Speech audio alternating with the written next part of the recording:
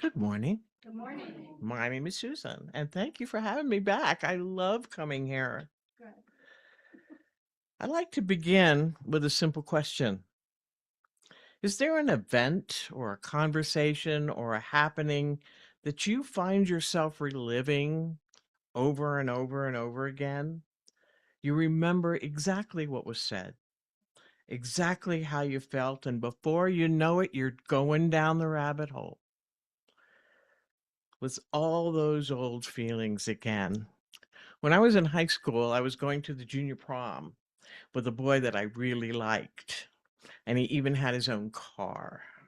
So this was a big deal. I had my cute little dress, I had practice fixing my hair, the whole thing. And I called his house because we didn't have cell phones and text back then. I called his house early in the day to confirm when he was going to pick me up. And his mother told me he had gone camping and would not be back until Monday. Monday at school, I saw him and he didn't see what the fuss was about. Said, he's sorry if my feelings were hurt, but going camping with the boys sounded like way more fun. Now, the amazing thing is that happened in the 70s, but it occupied space in my mind and my heart for decades. The junior prom was in the past, but the hurt stayed with me. And that reveals something really important. A lot of the hurt and the pain that we feel many years later doesn't come from what actually happened. Pull this down like that. Okay. Stage direction. Sorry.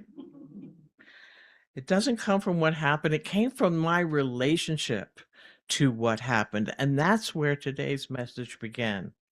Today, I invite us to explore one of the most misunderstood, in my opinion, spiritual practices of all, forgiveness. I've given a talk on forgiveness before, and I know that simply hearing that word can cause some people to go, "Ugh, seriously, I can't with this today." And people think, you don't know what happened to me. You're asking me to forgive, but you don't know what I've been through. And they would be right. I don't. Some wounds are deep. Some betrayals change the course of our lives and leave scars that last forever. And now I don't know all of you personally, but I know enough about the human experience to believe that some of the stories that people have in this room are horrendous. It should never have happened. And if nobody has said it to you before, I am so sorry that happened. So before I say another word, let me affirm something that I hope you will remember throughout this entire message. Forgiveness is not pretending it didn't happen. It's not excusing harmful behavior. It's not accepting injustice. It's not giving someone permission or even access to hurt you again. And it certainly isn't forgetting. That's why I've called this message the freedom to let go instead of your duty to forgive and forget. Forgiveness is something much more powerful than any of those. Forgiveness is choosing not to allow yesterday's pain to keep stealing today's peace. Forgiveness isn't about the other person. It's not about whether they need forgiveness or want forgiveness or deserve forgiveness. The boy who stood me up at the prom, he didn't care about whether I forgave him or not. He never thought about it again. But forgiveness is about reclaiming your own life. There's a parable that I'll use throughout this talk. I came upon a man carrying a pack. "Why are you carrying such a burden?" I asked. The man opened the pack, and inside were stones with the names of people who had wronged him. Why would you carry those? The man smiled and said, "Oh, I've become so used to the weight, I almost forget I'm carrying it." But why don't you put it down? He looked at me sadly and said, "Because these stones are reminders of painful lessons I had to learn." But wouldn't it be better to remember the lessons rather than carry the stones?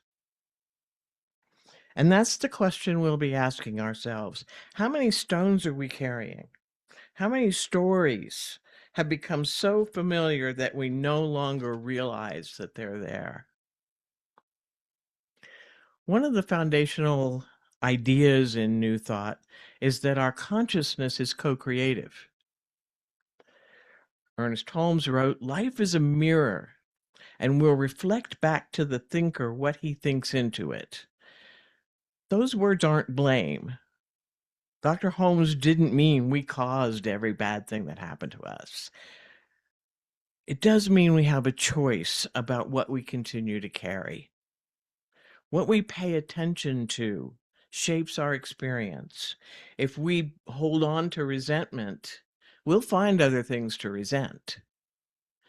If we rehearse our fear, we'll find things to fear. And if we keep reliving those old hurts, we never move past them. Our freedom doesn't mean that we can change the past. That ship has sailed. Freedom doesn't begin when someone apologizes or when we plot or even carry out the perfect revenge. Our freedom begins when our consciousness changes. Freedom begins when we decide that our inner peace is too valuable to surrender to yesterday's pain. Let me say that again. Freedom begins when we decide that our inner peace is too valuable to surrender to yesterday's pain.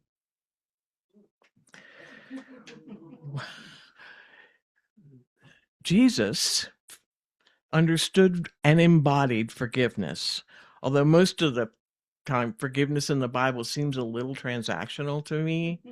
Forgive so that you'll be forgiven. Jesus, throughout his ministry, didn't just teach forgiveness, he took it on board. He understood that transformation begins and ends right here. Nowhere is this understanding more clear than in the words he spoke while dying on the cross. "Father, forgive them. They know not what they do."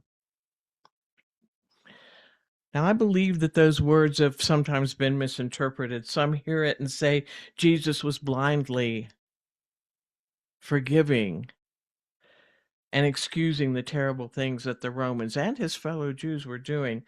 I don't believe that's what's happening there. I think Jesus was demonstrating to us something much more basic. He simply refused to allow hatred to become part of his own consciousness. Think about that. Even while surrounded by cruelty, he refused to become cruel. Even while experiencing unimaginable and seemingly unforgivable violence and pain, he refused to surrender to hatred. That's not weakness. That is an unbending strength and an iron faith. Doesn't mean the pain disappears. Jesus certainly felt the nails. It means pain does not have to become part of our identity. Each one of us has our own stories. We each have a past. The question is not whether we've been hurt. The question is, will the hurt become part of our consciousness? Brene Brown wrote, "Remaining in that state locks you into a state of victimhood, making you almost dependent on the perpetrator. If you can find it in yourself to forgive, then you are no longer chained to the perpetrator and you can move on." We can allow forgiveness to transform our pain and begin seeing it differently. The hurt itself may not have changed, but we will have changed our relationship to that hurt. I've forgiven that boy that stood me up. I still remember the pain, but it's a memory of the pain. It's not an active hurt anymore. And that's where forgiveness begins, where we say to ourselves, I no longer wish to carry this weight. In another talk on this subject, someone asked me, well, that all sounds wonderful, and it makes sense, but I have one question. Why is it so hard to let go? If forgiveness brings peace, why do we resist it? Perhaps it's because we think if we forgive, we're saying to ourselves that it didn't matter. But it did matter. And maybe we think we believe if forgiveness lets someone off the hook or lets them get away with it. Forgiveness is not about absolving them from responsibility or consequences. Everybody is responsible for the consequences of their own words and actions. After all, if our peace depends on someone else's transformation, we could be waiting a very long time. But our freedom doesn't have to wait. And sometimes we hold on because, like that old man with his pack, we believe that holding it in our heart gives us some sort of protection. We think if I keep remembering, I'll never be hurt again. We convince ourselves that carrying those stones protects us, but more often it just exhausts us. Going back to my own example, I missed out on a lot of my senior year. I'd been hurt and hurt badly, and I built walls. I built walls so high that a lot of friendship and fun never got past it. The walls that kept the pain out kept all that good stuff out too. So before I move on through my tips and tricks, let's bring one more person into this discussion, maybe the most important person of all when we have a talk on forgiveness, ourselves. Sometimes we struggle the most the people we struggle the most to forgive isn't the person that hurt us, it's the person we see in the mirror. We remember the opportunities we missed, the words we wish we could take back, the mistakes we could have avoided, the relationships we didn't save. We replay those moments and quietly say to ourselves, oh, if I'd only. But here's the truth. You will never be condemned by spirit or by me or anyone else for being on a journey of learning. Why should you continue condemning yourself? The purpose here is growth, not perfection. Every moment is an opportunity to remember and evolve into who we truly are. You're not the mistakes you've made. You're not the worst thing anybody ever said about you. And you are especially not the worst thing you've ever believed about yourself. So it's time that we redefine what forgiveness is and what it is not. Forgiveness is not about forgetting. It's about acknowledging the wound honestly while releasing that heavy load of anger and pain from your heart. Memory stays to keep those valuable lessons. Forgiveness is not about pretending it never happened. Pretending that something didn't happen is denial, not forgiveness. And it's not healing. It's refusing to allow what we need to do is refuse to allow it to define who we are. Why can't I say that sentence?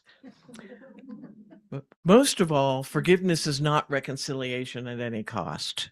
I've seen this pressure to reconcile happen over and over again, as particularly in families.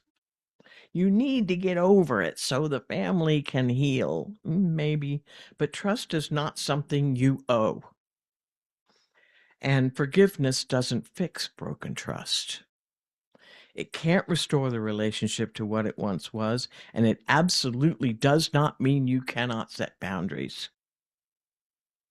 Sometimes forgiveness happens while healthy boundaries remain firmly in place, and sometimes forgiveness happens because boundaries are firmly in place.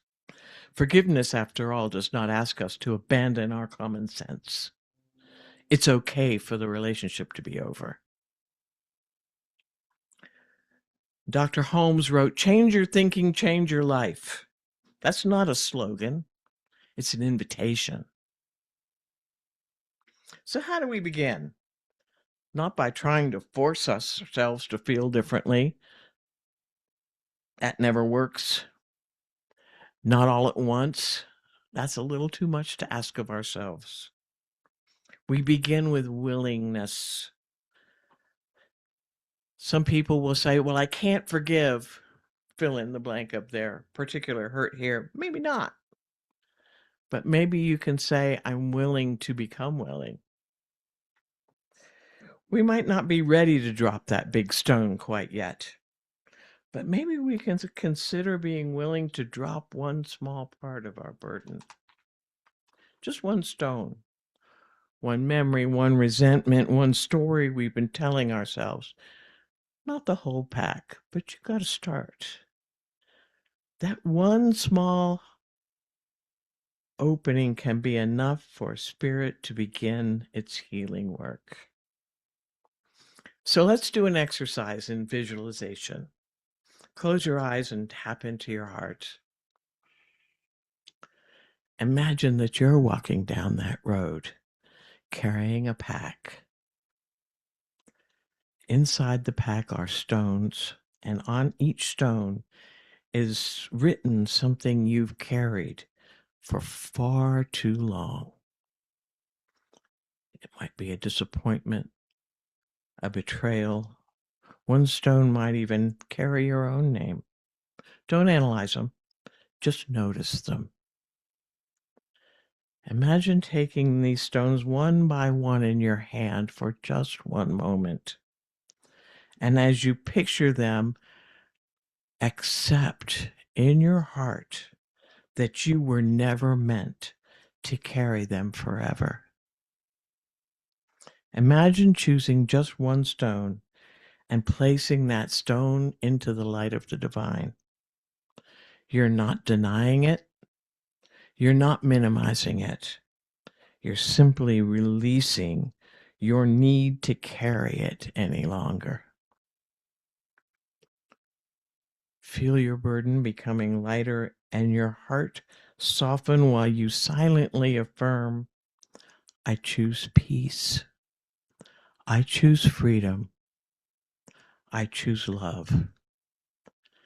And rest for a moment in the spaciousness, knowing that something within you has started to shift. And when you're ready, come back to the present.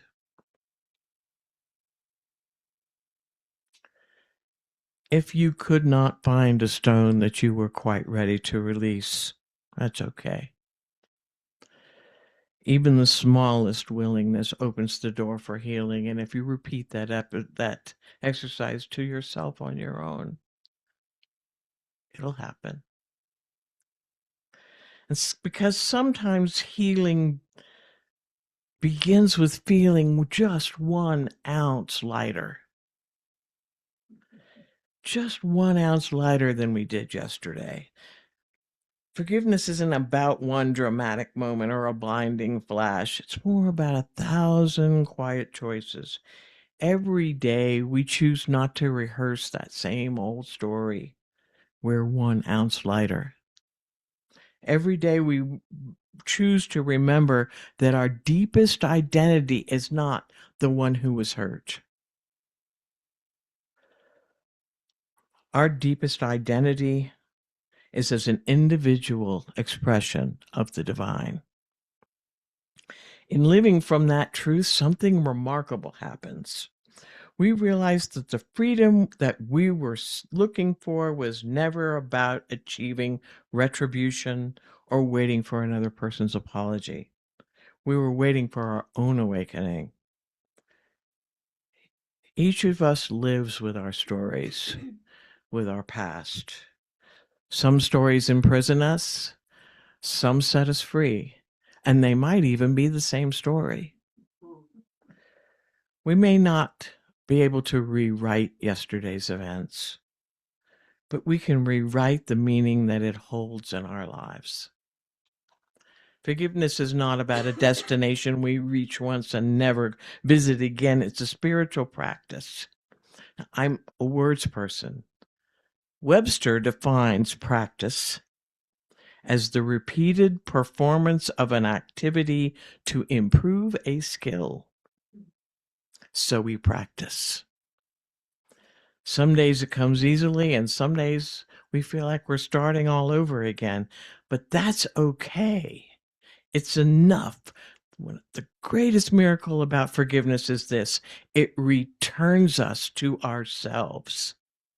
Not the frightened self, not the damaged self, not the wounded self, to the self that has always been one with the infinite presence. So my invitation to you today is just this: carry less. Thank you.